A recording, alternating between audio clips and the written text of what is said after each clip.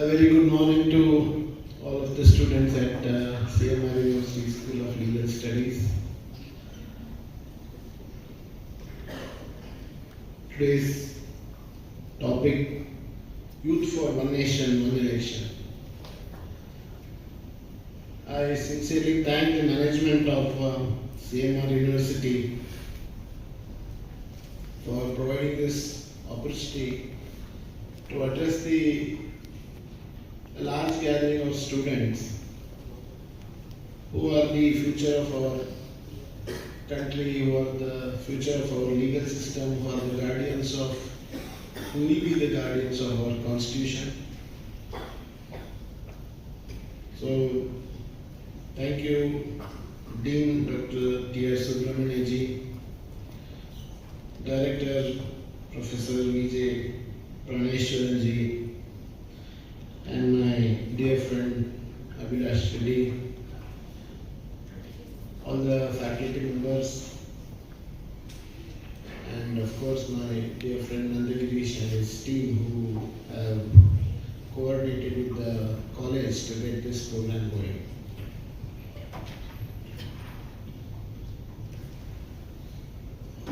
One nation, one election. As you hear this word election, most of the youngsters, especially young people like you, it's a very difficult word to understand. What is this election? There's elections happening all the time. There's elections happening for different political posts. There's elections happening at different regions of the country. There's election happening for posts like corporator, Gram Panchayat member, Taluk Panchayat member, municipality member, going forward, Jilla Parishad. Then comes the Legislative Assembly, Legislative Council, then the general elections for Parliament, then Rajya Sabha elections. So there are elections happening for different posts at different times throughout the year. So, especially in urban setting like Bangalore, people are very reluctant to come out and vote, because they don't kind of either understand why are these elections happening, or why as a voter it's very important for me to go and vote. I'll take you back to a little bit of history, because you are all law students, and in your curriculum maybe you already gone through like what happened pre-independence and post-independence. We got our independence in 1947. The first government which came into existence, headed by Pandit Jawaharlal Nehru, was not an elected government, it was a selected government. Whoever were in the forefront of the freedom movement got picked up by a set team of members who were selected, and then the government, ad hoc government, was formed in the year 1947. Later, the Constituent Assembly got together, wrote a robust constitution for our country, headed by Dr. Babasaheb Ambedkar. The constitution came into existence on January 26, 1950. Post the acceptance of the constitution, the first general elections, the first first ever general election for independent India happened in the year 1952. So when the constitution was framed, one nation, one election was already part of it. Which means under the federal system of our constitution, all the states and the central elections were to happen together. So the first election happened in the year 1952. The second election happened in 1957. Third election happened in 1962. The fourth election happened in the year 1967. 4 general elections in our country.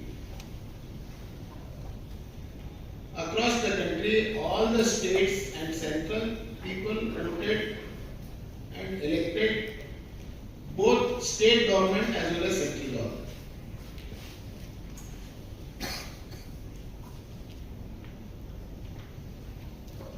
In 1967, post the general election, there was a constitutional crisis that happened in the state of Bihar. There was a short of majority for a political party, and they were unable to come to a conclusion on who should be ruling the state of Bihar. That is when Article 356 was invoked and President's rule was imposed in the state of Bihar, and there is an election that happened subsequently in Bihar. That was the first election which happened outside of the one nation, one election concept which was existing and which was in practice. Subsequently, during the rule of former Prime Minister Srimati Indira Gandhi ji, there were many states which lost power because of invoking of Article 356. In fact, you will be shocked to hear more than 84 times Article 356 was invoked, and state governments were snatched power from running the state to going to election because of the crisis that prevailed at that point of time, at that point of state, whichever was going through this crisis. So Article 356, which has the power which is given by the Constitution to the Government of India to impose President rule, and there is going to be a President rule in the state for a maximum period of 6 months before which the election is to be conducted, and then election will ensue and there is going to be elected government. So this practice, because of these states going out of power, elections started happening parallelly as well. They were like elections happening every alternate year, sometimes 3, 4, 5 states going into elections. And it became a norm that any state, whenever they want to go to election, if they would find the political environment friendly, a party sometimes could dissolve the government and go into election. If you can remember, I don't know whether in the year 2004, maybe you were all born in early 2000 or something, maybe most of you sitting here are born in early 2000, right? You are all having probably your birthdays are between the year 2000 to 2002, 2004, like that. You are all in the age group of 19 to 22 or 23, I guess, right? So that time we had in Karnataka we had Chief Minister S. L. Krishna. You may have heard of him. S.N. Krishna was the Chief Minister. He had won elections in the year 1999. He had his tenure or term for 5 years, which was supposed to end in 2004, December.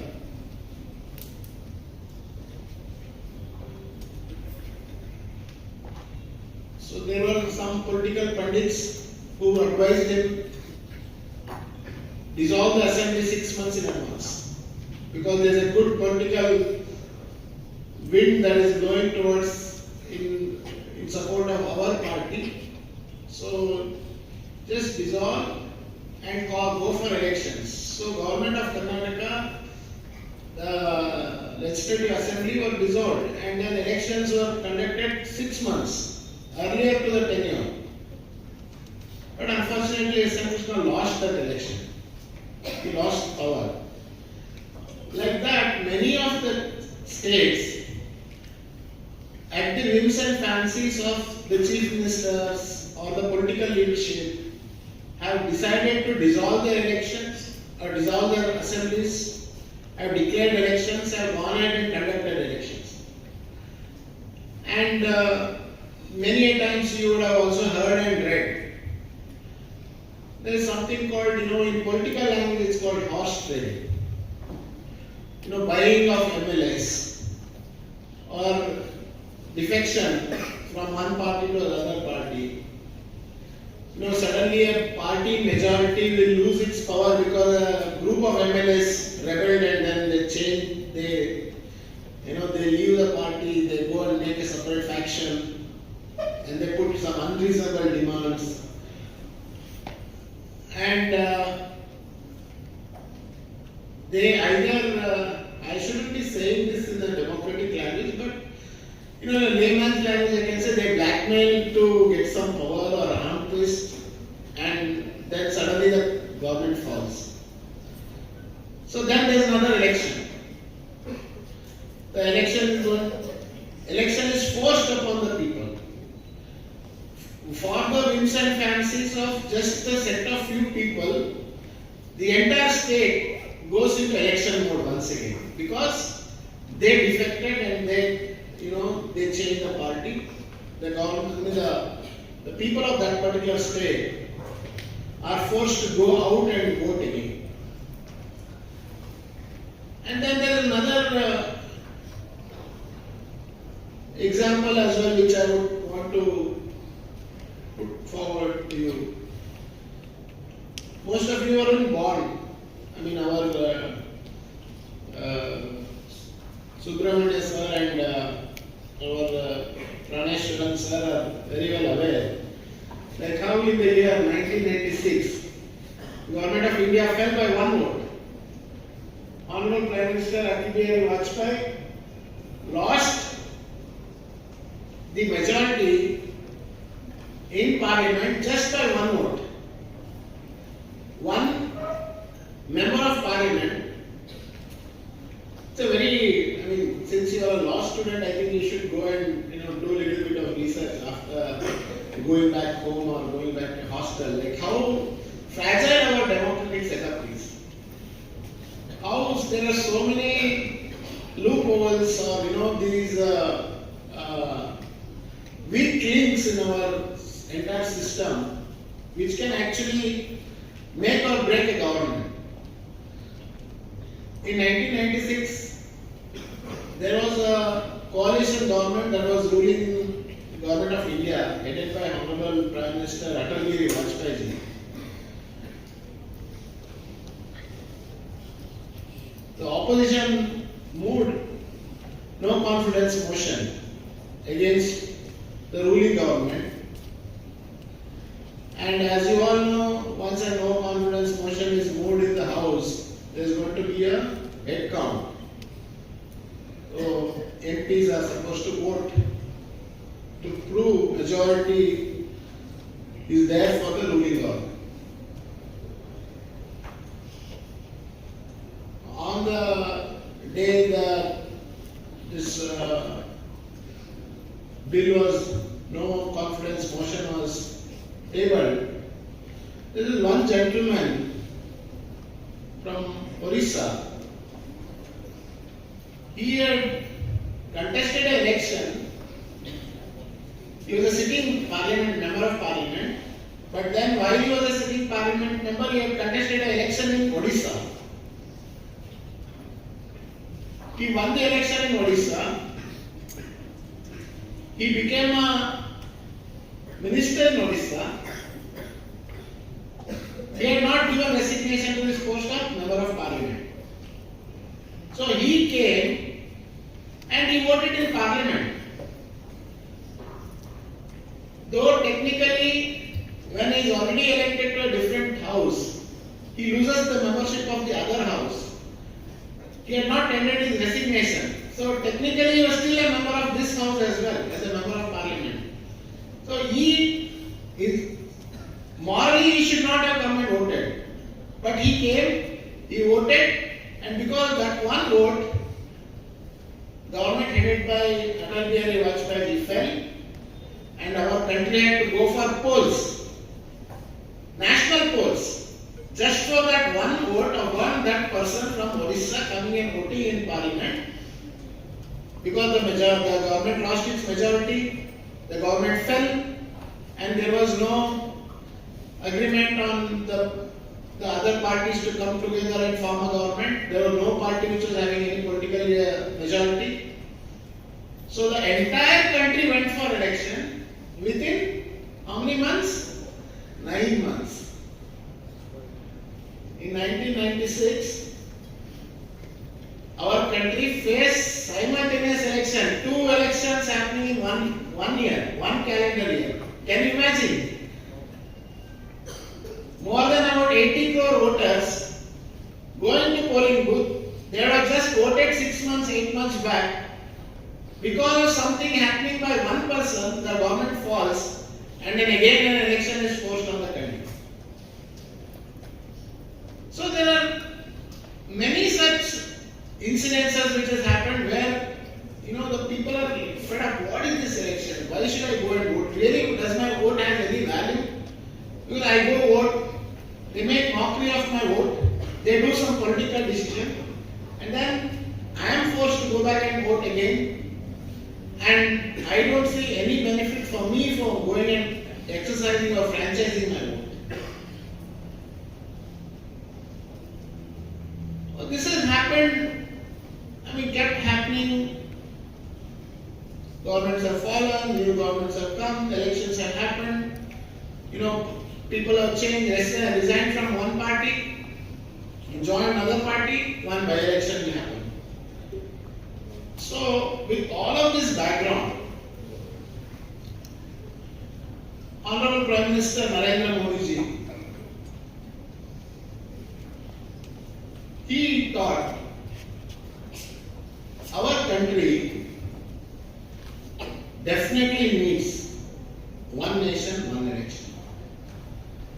Our country needs one nation, one election only for the fact that our citizens, especially the young new voters, youngsters like you, should not get hours of politics, should not think, politics is a dirty thing. We don't even want to think about it, we don't even want to go closer to it, because it has so much of bad practices. So I don't want to get into the bad practice system, and I don't want to, be part of this whole, very polluted environment. So he came up with this thought of one nation, one election, which is a complete rehaul of the current provisions that is there in the Constitution pertaining to the election. In the year 2024, during the winter session in Parliament, a bill was tabled by Honorable Union Law Minister in the Parliament seeking approval to come up with something called one nation, one election.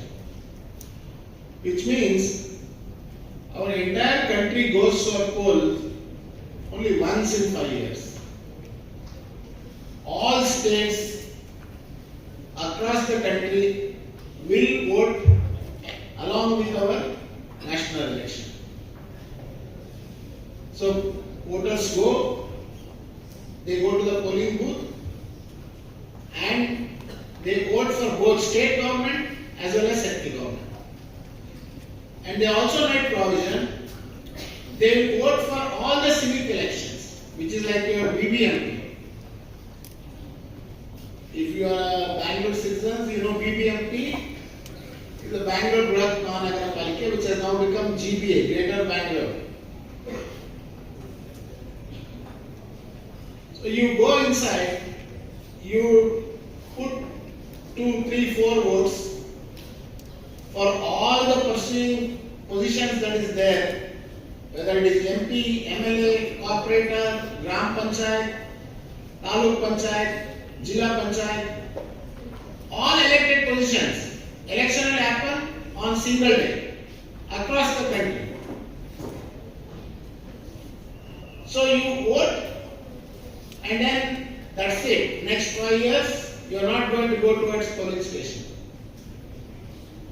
Once election is complete, there is going to be a body that is going to get formed, irrespective of whichever political party. They are going to govern the state or the center, and they are going to go ahead and implement the policies or whatever the manifesto they have provided to the people of this country to enact them and take our country forward. Once this bill was tabled, you know, the democratic setup is always ruling party and opposition party. The ruling party proposes, the opposition party opposes. So obviously for this bill as well, there is an opposition. Why should our country be one nation, one election? Why should our country go for polls at the same time? We will do election whenever we want. We don't want government of India to dictate terms. So for that they agreed and said, okay, let's take this debate to people. So they created a joint parliamentary committee headed by Mr. P.P. Chowdhury, is a honorable Lok Sabha member. They set a committee of about 15 Lok Sabha MPs. And they said, okay, let the parliamentary committee go and get the views of all the concerned parties and then let them come back after a year and table it again. Let's see what the people of our country want. Prior to this, even before a bill was framed, there is a committee that was formed headed by former President of our country, Sri Ramnath Kovind ji. He was the President just before the current President Draupadi Murmu ji. He was President of our country for 4 years. He himself is a Supreme Court lawyer. Headed by Ramnath Kovind ji, a committee was formed. That committee comprised of retired Supreme Court judges, former Chief Election Commissioners, many legal luminaries of our country, few political leadership.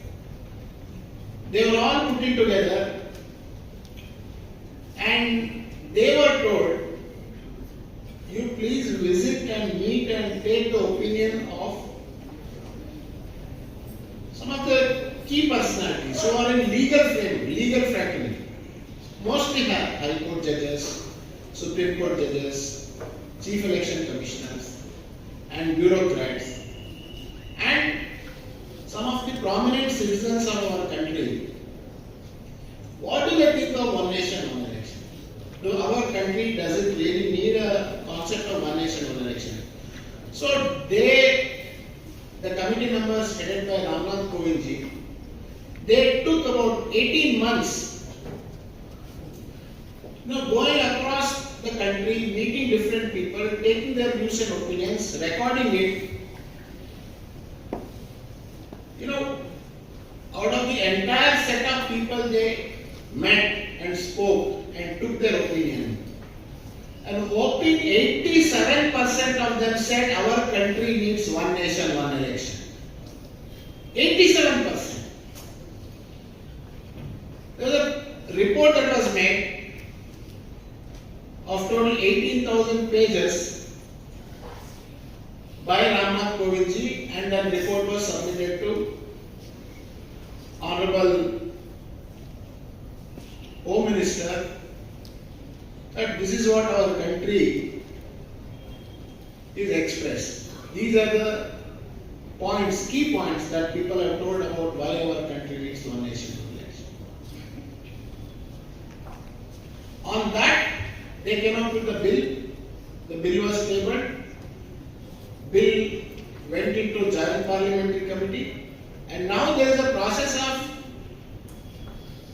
going to colleges, going to universities, meeting people, especially the young voters who have next 40-50 years of their life going through this mechanism of voting, to go, view, talk, understand their pulse, understand what is that they want for our country, how this needs to happen. So today, as I come here and speak, this is part of that process. Mostly we are going to all law colleges because, there's a difference in profession. The lawyers are, once you become lawyer, society is your laboratory. You deal with people, you deal with people's feelings, you deal with people's emotions, you deal with people's thought. You deal with the issues that come up to you, and under the legal framework, under the constitution of our country, whatever remedy is possible, which you would want to get them, you will fight to get that remedy for them. A doctoral profession is very different. A doctor deals with people who go to him and health elements. But lawyers are the one who treats the elements of the society. Whatever elements the society is going through, lawyers are the one who deal with those kind of elements. So our focus was go to law colleges, go to universities with law colleges, talk to students, have an interaction, and get the feel or the mood or what is their thought on this. And then if you all think that our country needs one nation, one election, you all get together, you pass a resolution. We as students of CMR School of Legal Studies pass a resolution that our country needs one nation, one election, and then you sign, few of the student representatives sign, and then that letter goes to President of India, saying that we had a debate, we had a talk, we think that our country needs one nation, one election. It's like a 4 or 5 line resolution which you pass and then send it to the Honorable President of our country, Srimati Draupadi Murmu. Not everybody has to, some people may have their opinion may differ. It's not, in a democratic setup. People there's a voice for everybody to raise their voice and say, why is this? So then there's a deliberation happening, then there's a debate happening, then there's pros and cons. Then what is good for us, what is not good for us. So you take all of this together and come up with a majority decision and then pass the resolution. I just tell you 2-3 things and then I'll close my talk because my schedule gets over at 10:50. The amount of money that we spend for every time the election happens, whose money is it? Taxpayers' money. Who are the taxpayers? We are all the taxpayers. How much we spend when we do an election? Every year or every second year, every third year? We spend 4 lakh crore. Why do you spend money? For what? To run the election, to conduct an election. What is the first thing that is required? You need EVM machines. There is a cost to it. Each EVM machine needs to be built by cost. Okay, that's one thing. Second thing, what else you need? After the, what do they give you when you vote? What do they come and give you to your house? They give you a voter slip, right? They come and give you, the election commission will give you one voter slip per voter to your house, which you need to carry to your booth. Correct? You know how much do they print? Across the country they need to print crores and crores worth of voter slips. And just compare the impact that's going to happen on the environment. How much of trees we are going to cut to print that paper? How much of chemical that's going to go into the printing system? How much of resource that's going to go into making those voter slips? Then the third thing, who will be there inside when you go to vote? Polling officers, right? The polling officers, who are those people? All government employees, right? Right from the school teacher to the district collector or the deputy commissioner. Every government missionary is involved. Everybody is put into that action of something called election mode. You would have seen when there is election happening, on all the government cars they have put election urgent, because entire mechanism goes into election mode. So when the entire mechanism goes into election mode, right from a school teacher to the district collector, what happens to the program implementation? You go and give an application to something for a civic work. They would say, no, there is election happening. You please come back after 60 days. We can't process your request. Right? And then there is no government. Whenever there is election happening, the entire leadership, be it minister, chief minister, prime minister, all ministers, they are on election mode. They go campaigning, big rallies, gather people, they do publicity events. Then what happens? There is no cabinet meeting happening. There is no ministerial meetings happening. So there is going to be a policy paralysis. There is going to be a policy paralysis because there is no government in existence when the election model code of conduct is in place, because no meetings can happen. Government cannot release money. Government cannot pass budget. Government cannot say any government order cannot be passed when there is a model code of conduct. Okay, this is one more thing. And who gets posted for security issues? Who goes when there is election happening? You will see a lot of men in uniform, right? Our army, our CRPF, our police, everybody is put into election because they want to maintain peace and harmony. The entire system of our defense, except for people who are patrolling our borders, rest everybody are into election. So you need to give them money for their transportation, you have to give them money for their food, you need to give them money for their work they have done during the election. So all of this put together, there is a big ticket item, big budget that is going to come for during the election. So when there is an election happening every other year, government need to earmark that much of money. You know, effectively, the loss for GDP because of this continuous elections that's happening, if you put as a number, it's 1.5% of the GDP. 1.5% of our national GDP is getting wasted because we are in election. And finally, you know how much of money I welcome our dear friend Vivek Reddy.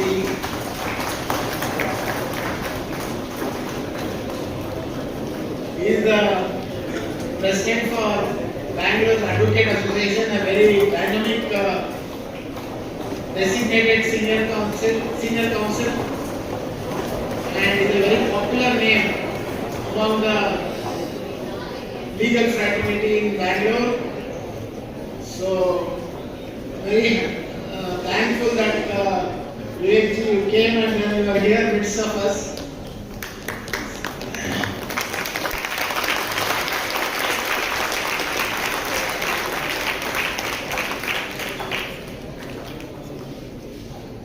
As I was saying, it has an impact of about 1.5% on our GDP. So with all of this, definitely a country like ours, we can't afford to have elections every other year. We can't waste our time and energy conducting elections. We can't waste our time and energy going out and vote whenever the government or the political party decides to conduct an election.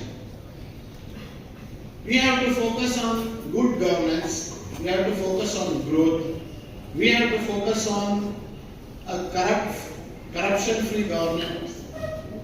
We have to focus on how by the year 2047, as our Honorable Prime Minister keeps saying, that our country needs to be #1 country in the world, or to be called as the Vishwa Guru of the world. 2047 is the year that we have, at the 100th year of our independence, we should be the world's #1 superpower in both economic superpower as well as in terms of values, the way the Indian value system has been guiding the entire global scenario, the way every country now looks up towards India for a leadership or a direction of what India thinks about it.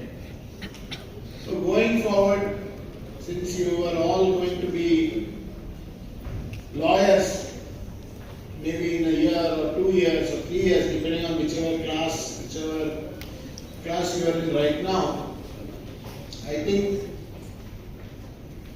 you are the right set of folk of people who should think and decide, our country, which is world's largest democracy. We have more than 120 crore voters. 120 crore voters. Last time when the election happened in 2024, more than 105 crore voters have voted. Next time in 2029 there is going to be election happening, there will be 115 crore or 120 crore voters are going to go into the voting system. No other country, you cannot imagine any other country of this size going and doing a festival of democracy, which is election. So we need to really put forward our thoughts and decide that this one nation, one election, which is the way forward for our country, has to be put in practice. Regulations, law has to be passed. The bill needs to get passed in the parliament and then it needs to get enacted. Once this gets enacted, probably the whole demographic or the democratic scenario in our country is going to change, because as I told earlier, these armed twisters or blackmailers, people who want to governments to fall, people who want to withdraw support, people who want to have continuous election, all these people will shut their negative thoughts of trying to destabilize the ruling government and create a by-election. All these nuisances will stop. I once again sincerely thank the management especially the founder chairman of CMR Group of Institutions, CMR University, and former Rajya Sabha member of Rajya Sabha, Honorable Dr. K.C. Ramamurthy ji. He is our good leader and philosopher, educationist, philanthropist, who himself has, been a part of this whole journey, being a member of Rajya Sabha.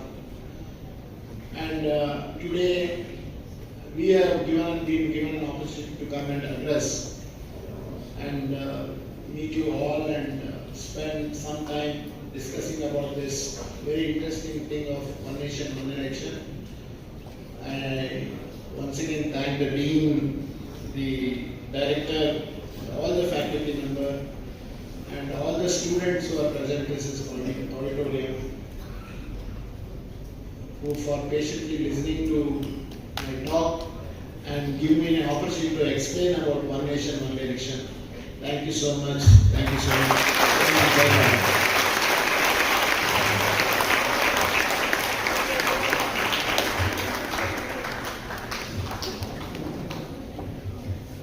Thank you so much, sir, for your enlightening address. Your insights have indeed deepened our understanding of the concepts as well as the implications of simultaneous elections in India. Now, we are also pleased to have amidst us Senior Advocate Shri Vivek Subba sir, a stalwart in the legal fraternity. Sir is a designated senior advocate practicing at the Karnataka High Court as well as the Supreme Court of India with over 2 decades of experience in constitutional, administrative and service law. He is highly respected for his leadership in the legal fraternity and is second time serving president of the Advocates Association Bengaluru, one of India's largest bar associations. Sir, as the AAB president, has defended the autonomy and dignity of the legal profession, petitioned courts to curb the misuse of live stream court proceedings, opposed judicial transfers that lack transparency, and also actively promoted lawyer welfare, including judicial infrastructure, as well as safety of legal professionals. A true principled legal leader, combining courtroom skill with organizational leadership, Sir's legal legacy will especially be remembered in legal policy debates within Karnataka as well as in the bar jury-judiciary relations. Sir, now I kindly request our Director, sir, to present Sir with a small sapling.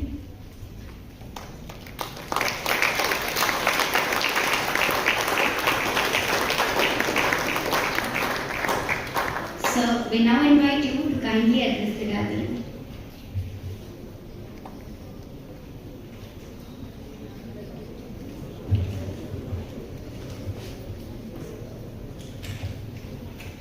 Shri NAVEEN sir, who is a lawmaker, MLC. So you are all aware that MLC is the upper house of the Karnataka legislature. Not all states have an upper house. In India we have a parliament which has a lower house, Lok Sabha, upper house, Rajya Sabha. But all states do not have a lower and upper house. Very few states have this.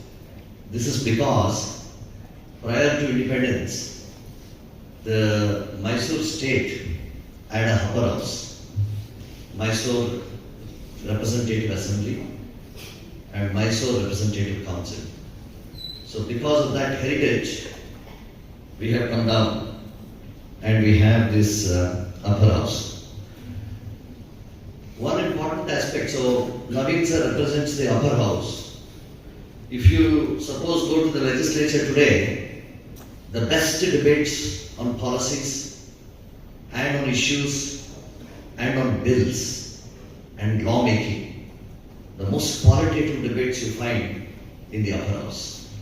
The lower house, that is the Karnataka Vidhan Sabha, you would not find such qualitative debates, but there are a good number of people there. In recent years, a lot of real estate people are becoming MLAs. So that's why you will not get that quality of debates. So as lawyers, you should understand this reality. And Honorable Dean, T R Subramanya sir, Praneshwaran sir, who was a senior in my college, and our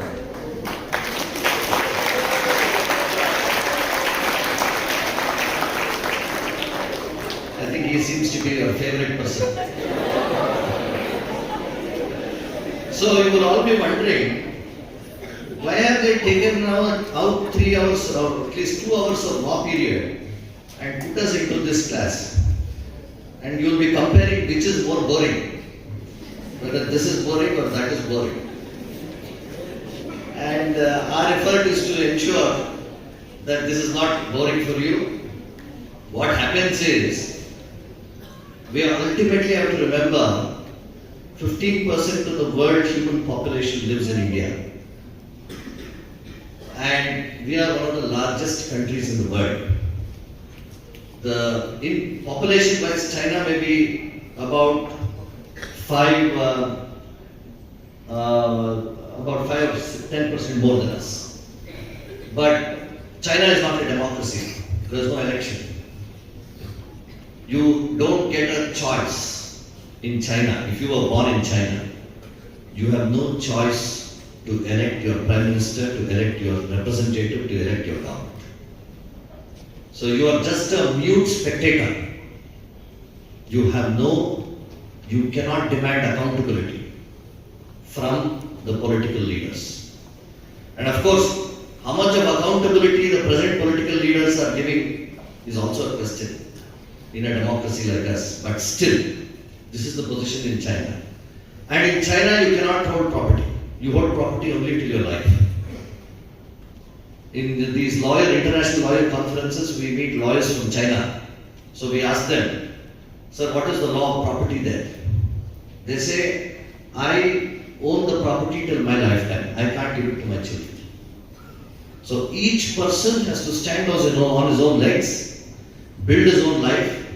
There is a life tenure for the property. He purchases that property, holds it till his life, and then gives it back to the government. His children will have to next start and make a living throughout their lives. But what is admirable about China is the output.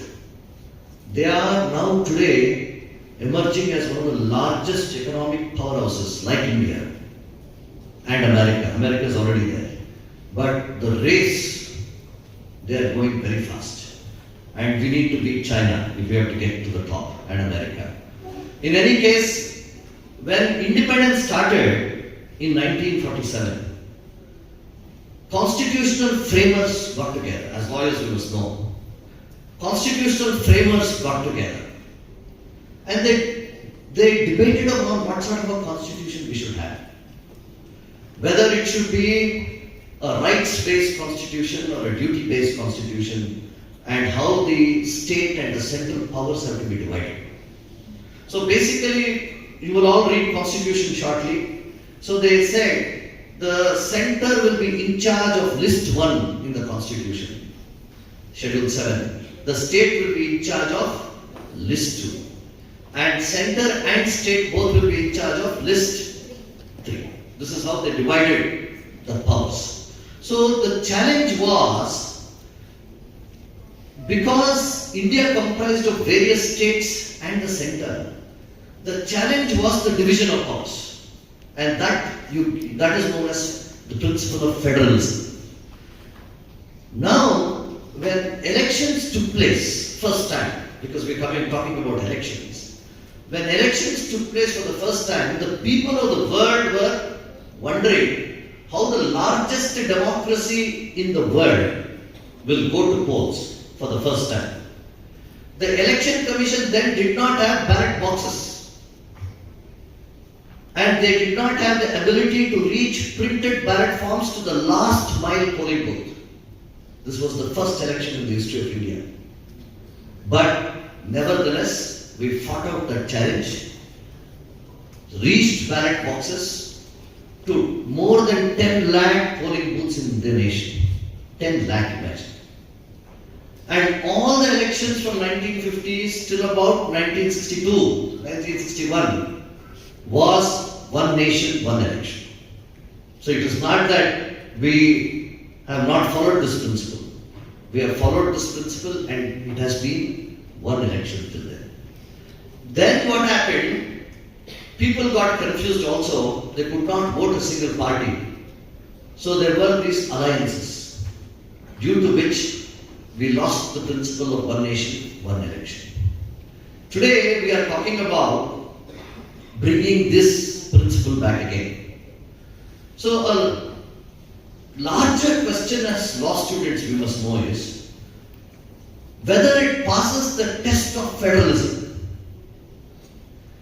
Federalism is the division of powers between the state and the center. The states are sovereign and most supreme in respect of subjects given to them. The center is most supreme in respect of subjects given to the center. The whole nation is not a single person or a single government's country. This is a country which is a symphony of governments. Suppose you go to an orchestra, it is a symphony of musical instruments. So India is a symphony of governments. That is what India represents. A question that will be asked is, when a state gets elected, assuming Karnataka legislature is elected till 2028, then they must go to polls in 2028 after 5 years. That's the mandate. Can the life of the Karnataka legislature be extended by a law made by the center? Does the center have the power to extend or interfere with the affairs of the state? And if it does, then does it violate the principle of federalism? In Keshavananda Bharati case, which is one of the leading cases, about 11 judges of the Supreme Court for the first time sat and heard a very important matter.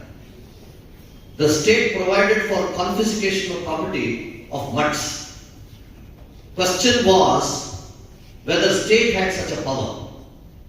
And there the Supreme Court, in an exhaustive decision comprising of 1.5 full book volumes, said that federalism is a basic structure of the Constitution. And all laws of the Constitution, any law made by the center or the state, must pass the basic structure theory. So it must be within the basic structure. So the question is, when you cut short or extend the life of a legislature, are you violating the principle of federalism? For this, the Constitution is an answer. Whenever an amendment is made to the Constitution, that amendment must be passed by the majority of the states. It is not the union law alone, union parliament alone. That amendment must be ratified by majority of the states in the nation, the state assemblies. So therefore it's a mix of the state central law and the states passing this amendment and approving this amendment. So as NAVEEN sir said, the biggest challenge was holding the election. We held the elections. Then the biggest problem in democracy is, that is why philosophers like Socrates and Plato said, don't give a nation to democratically elected representatives. It's just a Greek thought, a thought of the Greeks in 300 BC. Don't give it to elected representatives because you don't get an ideal state. Instead, give it to a body of wise men, which was called oligarchy. Give it to a body of wise men. These wise men must rule the country with wisdom and prudence. That is a better form of government. This is what was proposed in the early Greek times. But unless a person is elected by the people, he will not be accountable to the people. Therefore, there has to be an election, and that election has to be on the basis of franchise of every single voter. The views of the majority, popular opinion, should prevail. Under these circumstances, what happened ultimately was, suppose one person wanted to become, one party wanted to become the leading party in the legislature. The other party, it needed support of other parties, it did not have majority. Then they used to cobble the majority by illicit means, by extraneous considerations. That was what happened in JMM case during Narasimha Rao's period, when the alliance government sought to take the majority on there were allegations that there was corruption in buying the votes on the floor of the House. So these are all recorded cases in India. Now the question is, if we are going to have elections, every state election every year, three states go to elections every year, 3 into about 4 to 5 states every year, 4 into 5 into 5 will be about 25-30 states each year, in 5 years, and a central election. How much of administrative loss, economic loss, and ultimately waste of time will occur through all this? And the deployment of paramilitary forces which are otherwise necessary for the security of the nation will be blocked with the elections, constant deployment for elections. Therefore, the union government and the union government is considering proposing this bill of one nation, one election. It's highly essential. It is high time that the nation thinks in a more mature manner to ensure that we have such elections and they are all held together once and for all.